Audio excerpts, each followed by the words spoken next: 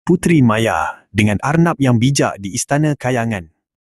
Di puncak awan yang paling tinggi, terletaknya Istana Kayangan yang sungguh indah. Di sana tinggallah Puteri Maya yang mempunyai seorang sahabat istimewa, seekor arnab yang bijak bernama Cerdik. Maya dan Cerdik suka bermain di Taman Pelangi.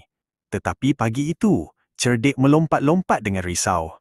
Kuning sudah pudar Maya, dan ungu kelihatan seperti kelabu. Memang benar. Air pancut pelangi abadi yang selalu berkilauan kini hanya memancarkan air jernih. Semua warna istana semakin perlahan-lahan hilang. Kita mesti selesaikan misteri ini, Cerdik, kata Maya. Cerdik menggunakan hidungnya yang sensitif.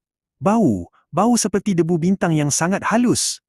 Dia melompat dan mula mengikut jejak debu perak kecil yang berkilauan di lantai kristal.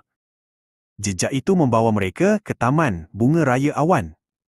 Tiba-tiba, Cerdik berhenti di hadapan sebongkah besar awan yang tidur nyenyak, bergulir seperti gumpalan kapas raksasa. Itu awan raksasa. Dia selalu tidur di sini, bisik Maya. Tapi mengapa dia menutup sumber pelangi abadi?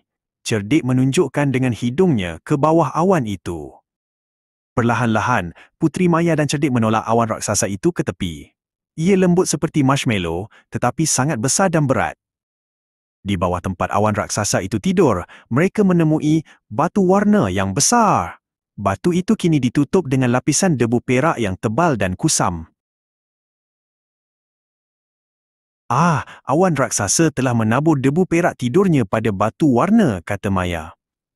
Cerdik segera melompat dan mula mengibas debu itu dengan telinganya yang panjang dan pantas.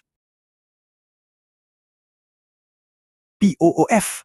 Sebaik sahaja debu hilang, batu warna itu bersinar terang. Cahaya pelangi yang mempesona meluncur keluar, mewarnakan semula Istana Kayangan. Kuning kembali ceria, ungu kembali berseri. Terima kasih Cerdik yang bijak, kata Puteri Maya sambil memeluk arnab kesayangannya. Misteri itu selesai dan Istana Kayangan kini lebih berwarna-warni berbanding sebelumnya.